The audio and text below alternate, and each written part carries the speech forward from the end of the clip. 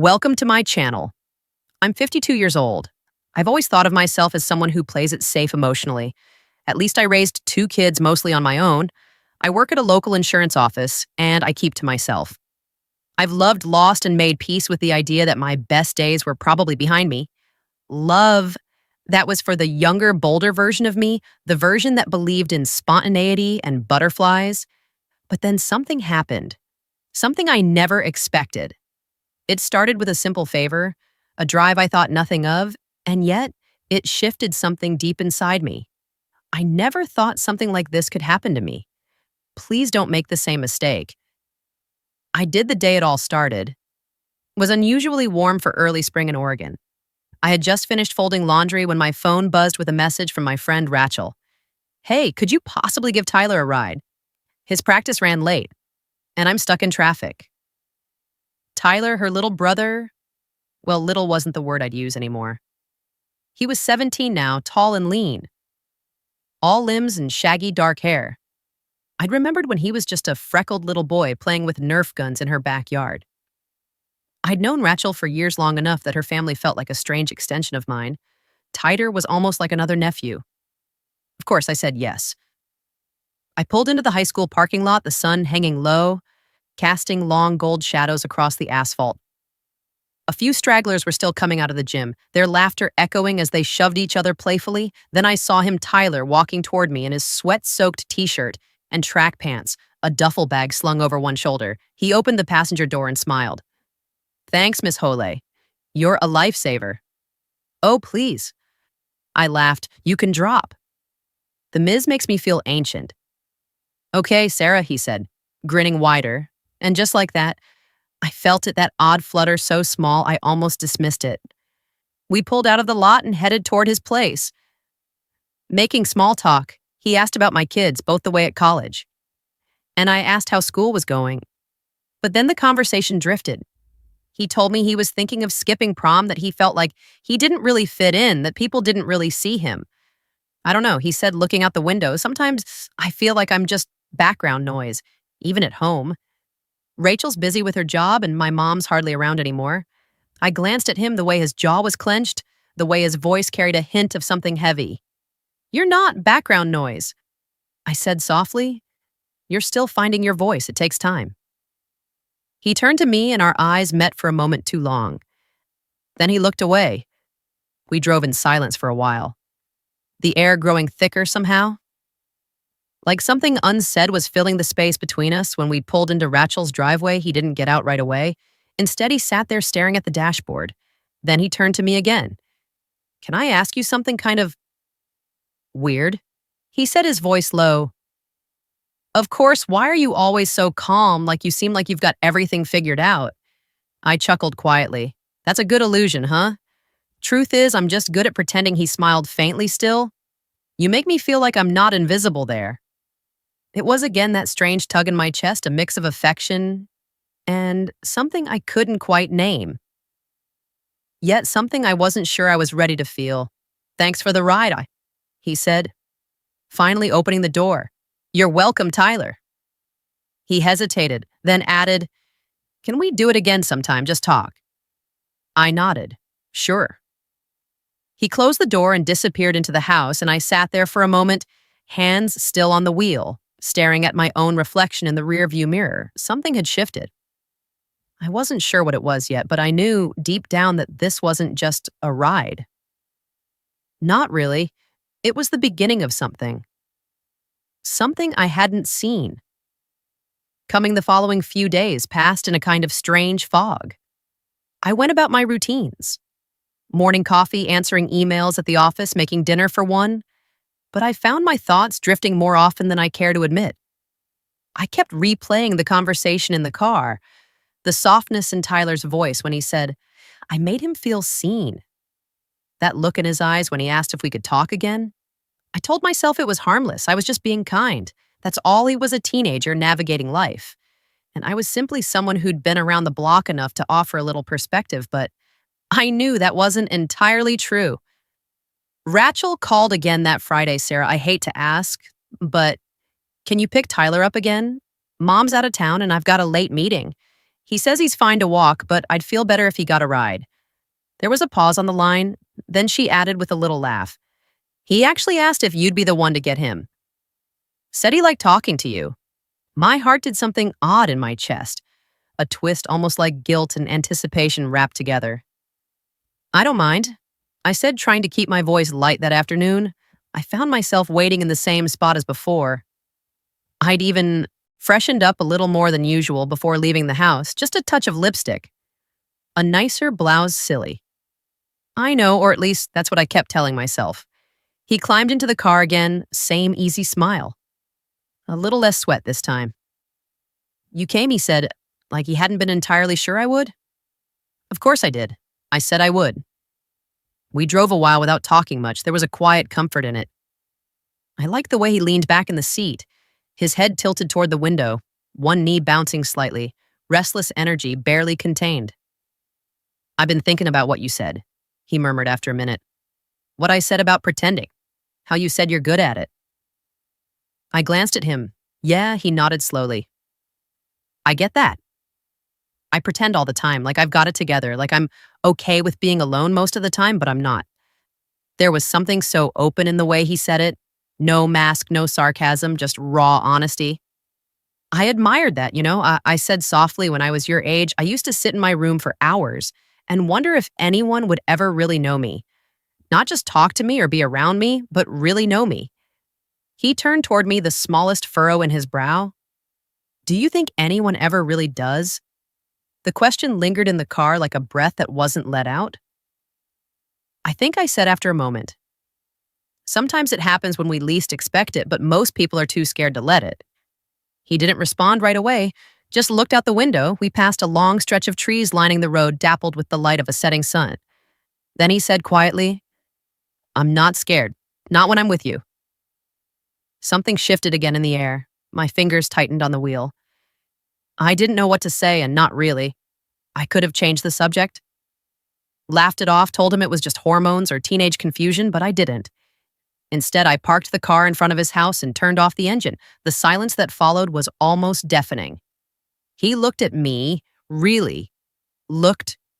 There was something behind his eyes, something searching, uncertain. Not lust, not a challenge, just a longing to be understood. I reached out my hand, resting gently on his for just a moment. A touch that meant nothing and everything. You're going to be okay, I whispered. I promise. He held my gaze, then slowly nodded. I don't want this to be the last time we talk, it won't be. I said, though. I wasn't entirely sure if I was promising him or myself. He got out of the car, walked slowly up to the porch, and paused before going in. Then he turned and gave me one last look over his shoulder, an unspoken question hanging in the air between us. I drove away feeling something bloom in my chest. A strange warmth tangled with confusion, and the ache of something I hadn't felt in years. And somewhere deep in the quiet of that evening, I knew a line had been crossed, not in action, but in thought. And thoughts I was learning could be just as powerful. I didn't hear from Rachel for a few days after that. No requests for rides, no casual texts. I told myself it was a good thing, that maybe things would fade back into their usual rhythm, that my mind would stop drifting to places it shouldn't, that I'd stop replaying the way Tyler had looked at me or the soft way he'd said, I'm not scared. But I couldn't stop. I found myself lingering over small things, songs on the radio, the scent of eucalyptus in my bathroom that reminded me of him. Oddly enough, because it was the scent of the hand sanitizer in my car, that day I'd catch myself standing in the middle of the kitchen just thinking, remembering feeling. And then one evening, my phone lit up with a message. Tyler? Hey, you pissy. My heart beat just a little faster. I hesitated a moment before typing back, me. No, what's up? He replied almost immediately. Tyler, could we talk? I can walk over if that's okay. It was nearly 8. The sky was already dimming into purple and gold. My house was quiet. As it always was these days, I stood at the window for a long time, staring out at the empty street, my thoughts buzzing with everything I should say no to and everything I wanted to say yes to me. You can come by for a bit back porch. I'll leave the gate open. 15 minutes later, I heard the faint creak of the wooden gate. Then his footsteps. When I opened the back door, he was already sitting on the old cushioned bench beneath the porch light. His hoodie pulled halfway up over his curls. "You sure this is okay?" he asked, eyes meeting mine in that same searching way. I nodded. "It's just talking Tyler." He gave a little half smile. "That's what I like about you. You don't act weird. You don't treat me like a kid. You're not a kid," I said, lowering myself into the chair across from him. "But you're not grown either. And that space in between it can feel like nobody understands it." He looked at me for a long while, then said, "I'm tired of pretending of acting like I don't feel things I'm not supposed to feel." The words hit harder than I expected, not because they were inappropriate, but because they were honest, raw, and I knew that place I'd lived. Once I know the feeling I said carefully, but sometimes we feel something and misread what it means. It doesn't make it wrong, but it doesn't always mean we should act on it either. He didn't look away. What if it's not a mistake? The air between us thickened. I could feel the porch light humming above us, the faint chirp of night insects, the creak of the old wood beneath my feet. The world around us continued unaware of the shift unfolding in the small space between two people, from two very different points in life. "I'm not trying to confuse you," I said, keeping my voice gentle, "and I don't want to hurt you, Tyler. You haven't." He said, "Actually, you've made me feel like I matter, like someone actually sees me." The ache in his voice undid me, because I'd felt the same, different reasons. Same feeling, like I'd been invisible for too long, tucked away into a version of myself that had stopped asking for more. I reached out, brushing a leaf off his shoulder, letting my hand linger for just a breath too long. "You do matter." He leaned forward slightly, not aggressively, not with expectation, just close enough that I could see the softness in his expression, the almost trembling hope in his posture. "Can I ask you something?" He said, "Of course, would you be mad if I told you I think about you? Not like a teacher or an older person, but just someone I want to be close to." I swallowed hard. A part of me wanted to push him away to draw the boundary clearly, but another part, the part I hadn't felt alive in for years, wanted to lean into the moment to let it be what it was, with all its quiet complexity. "No," I said quietly. "I wouldn't be mad. But I'd want you to know this isn't simple and it's not something either of us should rush into." He nodded, eyes never leaving mine. "I'm not in a hurry. I just wanted you to know how I feel." For a long time, we just sat there in silence, the space between us filled with unspoken thoughts, unched feelings, and a strange, deep comfort. When he finally stood to leave, he paused at the gate. "Thanks for letting me come by." "Anytime, Tyler." As I watched him disappear down the sidewalk, I felt something unexpected swell in my chest. Something that felt both terrifying and profoundly tender. Not desire, not infatuation, connection. Something real. Something I hadn't allowed myself to feel in years, and that surprised me more than anything. The days that followed were quiet, but not the kind of quiet I was used to. This quiet had an energy to it. A tension under the surface, like the air before a summer storm. Everything looked the same on the outside. Same neighborhood, same grocery runs, same lonely evenings. But I felt different, and I knew Tyler did too. We hadn't spoken since that night on the porch. Not because anything went wrong. If anything, it was the opposite. The intensity of that night lingered in my chest like a faint hum. I couldn't shake. I think we both needed space to think, to breathe, to figure out what this connection really meant. Then one Saturday afternoon, I saw his name flash on my phone again. "Tyler, are you home? I've been thinking and I'd like to talk." My heart skipped in a way that startled me. I paused, staring at the message, then replied, "Me, yes, come by if you're ready." I put the kettle on, lit a candle on the table out of habit more than anything. I wasn't dressing up. I wasn't expecting anything. I just wanted to be present. Honest, whatever happened next. It needed to be grounded in truth. When the doorbell rang, I opened it to find him standing there dressed in jeans and a navy hoodie, hair still damp from a shower. He looked older somehow, not in age but in presence in his eyes. I said softly, "Hi." He'd his voice low. I stepped aside and he walked in. We settled at the kitchen table, the late afternoon light casting golden rays across the floor. I poured us tea for a few moments. We just sat in silence, then he spoke. I've been thinking a lot about that night, about what I said. I nodded me too. He looked down at his hands, then back up at me. I wasn't just caught up in something. I meant it. I care about you. I know it's complicated and I know how this might look to other people, but that doesn't make it less real. His honesty caught me off guard again, just like it always did. No games, no pretense. I know you do, I said gently. And I care about you too, Tyler, but caring about someone doesn't always mean stepping into something. Sometimes it means protecting what's good between you.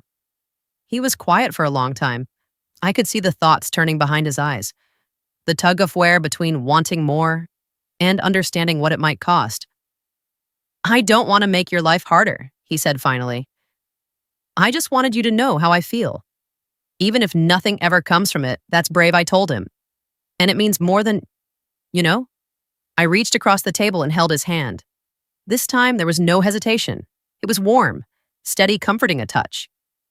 Not of romance, but of respect, of deep mutual understanding. I've spent so much of my life pushing things away, I said, out of fear, out of habit. But you reminded me what it feels like to connect, to be seen, and that's a gift I'll never forget. He smiled, eyes glistening just a bit. So this is goodbye. No, I said, not goodbye, just clarity. We both laughed softly at that. It wasn't sad, it wasn't tragic, it was just real. He stayed for another hour. We talked about his college plans, about music, about life. It felt easy, natural, like two souls simply recognizing something true in one another. When he finally stood to leave, he hugged me, not with confusion or hesitation, but with warmth, with gratitude, and I held him back, my heart full in a way I hadn't felt in years, as the door closed behind him, and I stood there alone. Didn't feel empty.